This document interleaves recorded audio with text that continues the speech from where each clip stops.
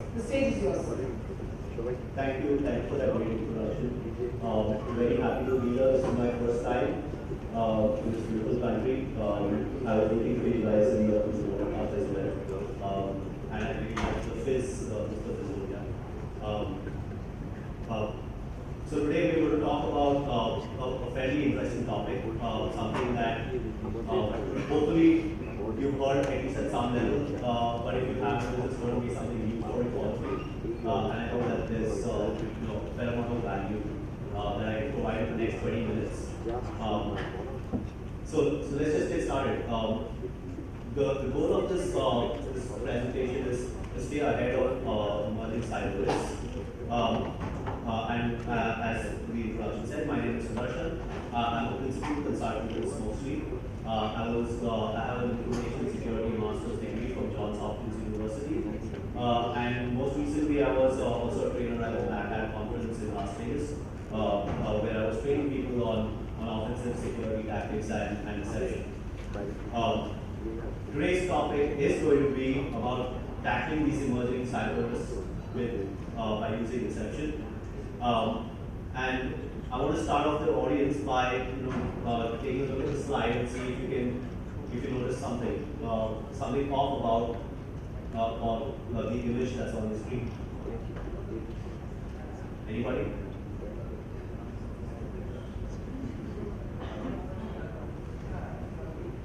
I think I'm hearing the buzz of the word, and you're absolutely right. There's a sniper that's hidden and completely camouflaged to the rocks in the image. And that's what deception is all about. It is to ensure that the bad guys never expect that you're actually sitting there and waiting for them. And our goal is to make the companies that you run, the networks that you all run, completely hostile to the adversary by using a completely new approach, a completely new tactic, and that tactic is called deception. Now, the beautiful part about this presentation is going to be, as a takeaway, I just want you to remember there are 3 points. So the entire presentation is going to be around 3 points. 3 points as to what are the problems that companies are facing today. 3 reasons why deception is actually effective, and how it can help your organization in staying ahead of adversaries. We work with some of the top companies. I've been a red teamer and ethical hacker for the better part of a decade. And what we've noticed, after our surveys with CISOs and as well as our on-the-ground experience, is the fact that there are essentially 3 reasons why companies get hacked. Okay? The first one is something that you would very well recognize. It's low visibility. What happens is traditional security controls have been extremely focused on the perimeter, right? So what happens as a result of that is, if an adversary is able to send one single phishing email to one single employee, and that employee clicks on an email, the employee could have just had a bad day. He walked in, he was having a headache, he didn't get a good night's sleep, he walked in, he opened his email, and he clicked on a link, and now what has happened is the adversary has control of his machine. And once that control has been established, there's pretty much nothing there to stop the adversary from moving from system to system until they reach the target. Now, what is the target? In India and in Bangladesh and in Asia in general, what we're seeing, for example, is the high risk of attacks against financial institutions. Financial institutions where the primary targets have been SWIFT servers that process global financial transactions, ATM switches that manage infrastructure for the entire country, where from you go to a bank A, you put in your ATM card, even though you have a card from bank B, and that transaction is sort of facilitated through a set of servers. And all of these servers are not exposed to the internet. They are not something that a person can just go into a URL, type a URL, and sort of just get access to this. they have to have access into the internal network, and this is how it usually happens. An initial intrusion followed by multiple jumps inside your environment until they actually reach the goal. So the next time you actually read something like this in the paper that company X got hacked, I hope that you can remember this visual, and this is likely how it actually happened. The second problem is the fact that we are overly dependent upon protective technologies. For example, the antivirus is now sort of proven to be largely ineffective against modern adversarial attacks. The reason for this is almost on a daily basis, there are new ways to bypass protection mechanisms. And this is not just related to only antiviruses. Antivirus is just an example. We've even seen, for example, bypasses against application whitelisting. When you say that only certain things are allowed to run on a machine, that becomes sort of a problem because now you have a way, you're under the impression that you're protecting it because X cannot run on your machine anymore, but we've actually found a way to jump past that as well. And the third and most important problem, and this, if there are any security analysts in the room, or if you run a team of security analysts, this is this is actually one of the most important problems, and that's the problem of false positives. What is happening today is your security analyst who is responsible for securing your internal organization, your internal network, is walking into work in the morning and opening up a console that is telling him, here's 1,000 things that you need to take care of. Now what happens as a result of that is the monitoring team faces a bunch of problems. The first problem is what we call event fatigue. It takes on an average about 6 hours to more than a week to triage an alert and bring it to a close. So to close the ticket, it can take you that much time because there are so many hoops that the analyst has to jump through to close the ticket. And he has to do this for thousands, and what happens, he gets event fatigue. He's just got this way too many events. The second thing is, the console is also giving him just way too much data, so he's suffering from data paralysis. He cannot process the amount of information that these products are throwing at him, and that leads to a missed alert. One of the most well-known examples of this is, back in the day, there was a massive breach against Target Corporation, and reports said that there was actually an alert for an activity that was flagged off in relation to that same attack on one of their security products, but unfortunately that alert was missed. So you're making all these investments, and those investments are actually working, and they're actually showing you stuff, but your analyst is just bogged down by way too many problems. So 3 problems: low visibility, the attack vectors are changing, so all the protection mechanisms that you have in place are vulnerable to bypasses. And the third one is way too many false positives. So, if these are the problems, what is the solution? And this is where I'm going to start talking to you about deception. There is a solution because the modern adversary is a human. If you were to pick up, for example, a FireEye report or a Verizon report, what it will tell you is the adversaries targeting financial institutions and infrastructure corporations actually have a boss and a budget. That's interesting to think about. That means the person who's actually trying to get access into your internal network environment, it actually works for a company, except that the company is a criminal syndicate. And he has targets, he has goals. And because he's a human, what he's actually doing is he's using human psychology to take advantage of the way a network's data. Human psychology is actually the attacker's greatest weapon. Think about it, phishing emails, what is that? Taking advantage of human psychology. If the attacker knows, for example, that employees store their passwords in a text file, they take advantage of that. Now, if a password to your Swift server is stored in a text file, every investment from your firewall down to your EDR and your antivirus and your SIM is useless. Because everything is sort of already there in that one file, and that cannot be caught by any other technology. So what we're going to do, based on traps, we hope that the attacker will be able to trigger one of the traps, and this trap can only be triggered by somebody with malicious intent. Now I'm going to demonstrate this concept to you in the form of a little game, and it's an interesting little game.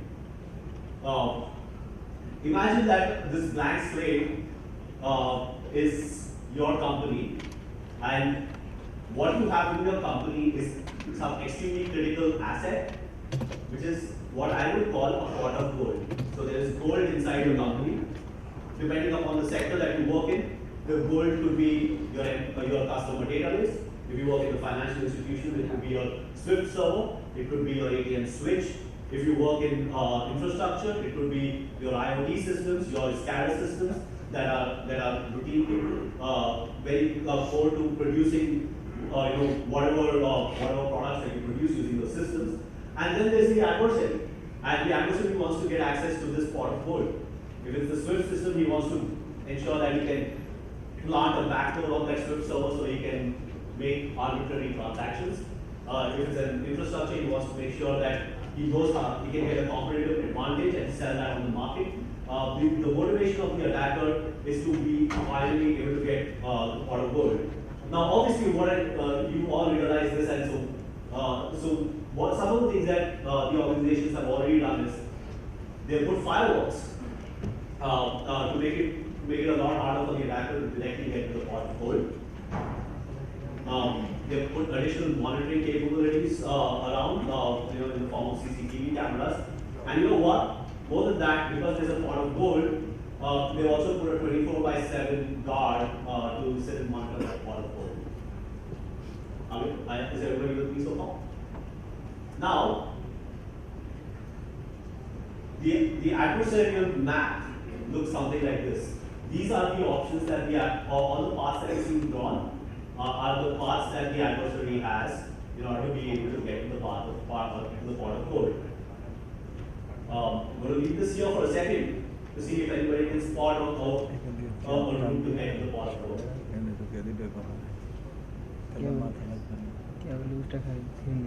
Found it? Yeah. There is actually a route to get to the pot of gold, and that's the route right there. Okay. And this is what exactly happens when we do a team assessment. Okay. The way it goes is we play an if-then game. The if-then game is if you have a CCTV camera, I'm going to go into the blind spot of the CCTV camera. If you have a firewall, I'm going to use the things that you have opened up on the firewall to go through and try to access the target. And if you have a 24/7 guy monitoring it, I'm going to make sure that he's so fatigued with events that I'm going to bypass even that and get to the pot of gold. Now, based on what we spoke about with deception, trying to put the attacker in the maze of traps, we're going to change the game a little bit. So the next level is deception. What we're going to do is we're going to create multiple pots of gold, right? And now the adversary's problem is get to the pot of gold. Now, can you tell me how the attacker will get to the pot of gold? Can you tell me which one's here? A way to get to the pot of gold? It's damn near impossible. So what does this tell you? That if you strategically place deception in a manner that ensures that adversaries who are trying to recon your internal network will always find the fake pot of gold first, then you win against the attacker.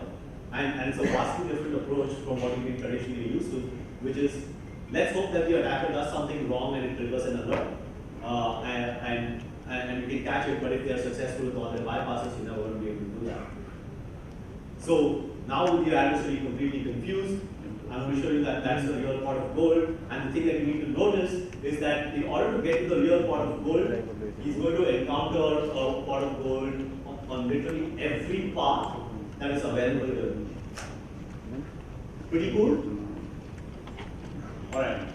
So, what does deception actually help do for you? Deception, it maximizes your visibility and minimizes your response time.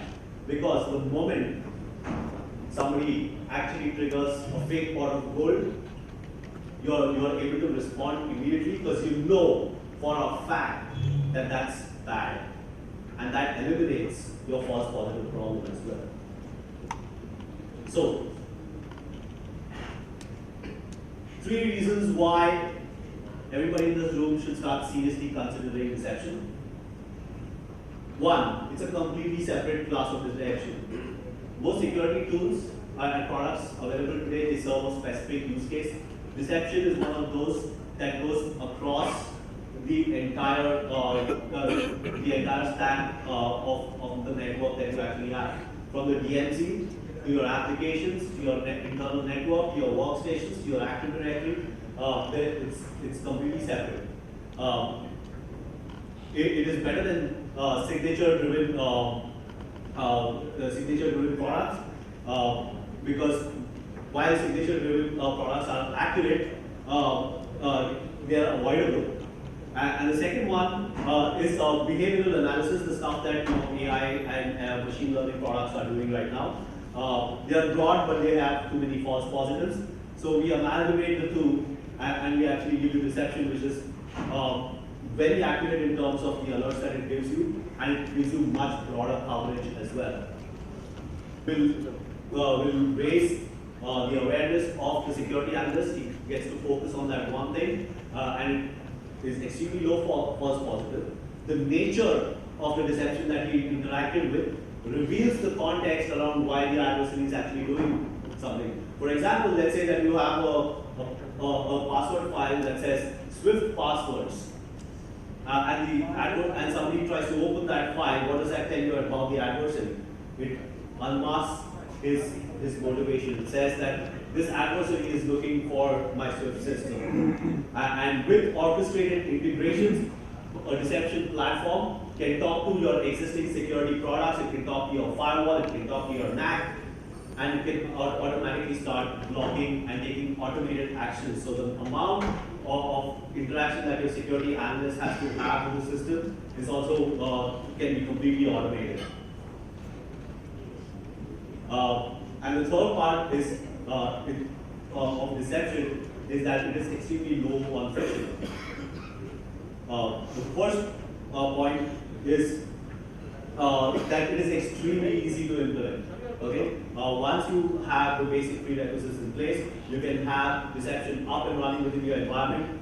Modern products are capable of doing that not only really quickly but at scale. The second part is there's absolutely no performance impact when you deploy deception. The nature of deception is it can safely sit inside your most critical segments and not have any adverse impact on your network at all. So concerns around whether it's going to take up bandwidth, going to take up more space, going to take up memory, or all of the traditional concerns that IT would have around deploying new technology does not exist with a technology like deception. And the third part is it almost instantly gives you results. Let me give you an example. For some of our customers where we've actually put deception, the moment the WannaCry ransomware was detonated, we didn't even know that it was called WannaCry at the time, but it started rapidly spreading around the network. It started interacting with decoys, it started going into the decoys and started to encrypt the files. And we didn't know at the time that it was called WannaCry. It was the first time we've ever seen it, but we realized that this is something that's encrypting the files that we already had put out. Those are fake files. And we were able to get a handle on the situation and quickly block that off. So before the impact spread to hundreds of thousands of machines, we were able to limit the damage to 1 or 2, which I think is a phenomenal improvement in terms of efficiency of a security product. UEBA, EPR systems, they take a little bit of time to actually understand what's going on in your network, try to get the context around it, and so results are a little relatively delayed. So that's my pitch around why I think everybody in this room can go back and have a serious discussion about deception, completely separate class of attacks, low false positives, easy to implement, and can give you immediate results. Now, while that has been, that was my pitch on the deception, I just wanted to tell you that if you're interested, because we only have a limited amount of time, and I think I'm almost out of time right now, that we have a booth right in front of the elevator once you get out of the room on the left. And one of the things I wanted to tell you was, Smokescreen as a company is based out of Mumbai. We're a deep technology company, something that's not often expected out of a company out of Asia, right? And what we are saying now is that I'm going to give you 3 reasons why you should come and speak to us. One is the fact that Smokescreen as a technology company has been rated very highly by Gartner. This is almost in the last month alone, where we were rated as a top deception platform. And we have taken away that tag from traditional Silicon Valley companies, US companies, and European companies that has the perception that they are obviously better. There's great deep technology companies coming out of Asia, and we would really like you to give us a very honest and very deep try. And I'm not just going to say that because Gartner said so. The stats are in the numbers. We have a huge customer base, and it's rapidly growing. 74 customers already deployed. We span 8 geographies, and we span multiple industry lines. And what I'm going to do is I'm going to leave you with the map of where deception is currently deployed by Smokescreen, literally all over the world at this point. And we have an extremely huge deployment. We are right there on the booth, right in front of the elevator. We also have our integration partners here. For example, Mr. Roy from this startup is also going to be at the booth, where you can talk to them about how he can support you if you're looking at deception. And finally, to make things a little more fun, how many people in the room actually have mobile internet right now? Internet on your mobile phones? Awesome. All right. What I would like you to do is open your browser. And go to any one of these three sort of URLs that are posted, just to read them out a little more clearly. It is remote.choicecop.net, admin.choicecop.net, sslvpn.choicecop.net, and what you can do is you can actually see the deception in action.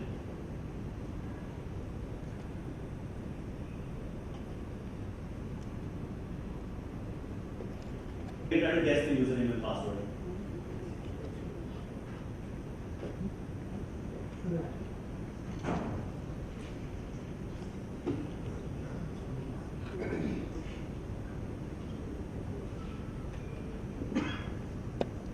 Interacting with decoys, if you weren't able to tell the fact that there was a real or a fake application that asked you for username and password, all of you are now starting to interact with a decoy, essentially out there on the internet. How cool is that? You couldn't tell whether it's real or fake. When an adversary goes around the internet trying to look for fake, trying to look for applications to attack, they're going to come across decoys. The decoys are going to look so real that they're going to try multiple username and password combinations in order to try to access them. You're going to have, well, pretty much no luck. But what's going to happen is your security team is going to be alerted to the fact that there are multiple people attacking. For example, all these people have attacked remote.choicecop.net. And here's the thing, the moment we have sort of a two-click solution to be able to get to where you want. But if you want to see the list of all the people who are attempting logins, let's have some fun with this. Wow, some really cool username and passwords being tried out there. What this will tell you is basically whether somebody's trying to guess the password of a legitimate account within your organization, or whether they're just trying to guess the password of an administrative portal. And it gives you immediate intelligence on the fact that, hey, somebody's got access to one of my employees' username and password. Maybe they got phished at some point of time. Let me go in and check my email logs to see whether this person really received some sort of an email. And with that, I encourage you to continue to try and come visit us at the booth to see some of the other cool stuff that we have on offer. I will take your leave. Thank you very much. You guys were great, and thank you for doing this. Sharing your thoughts with us today morning. Thank you very much, sir. And a huge round of applause for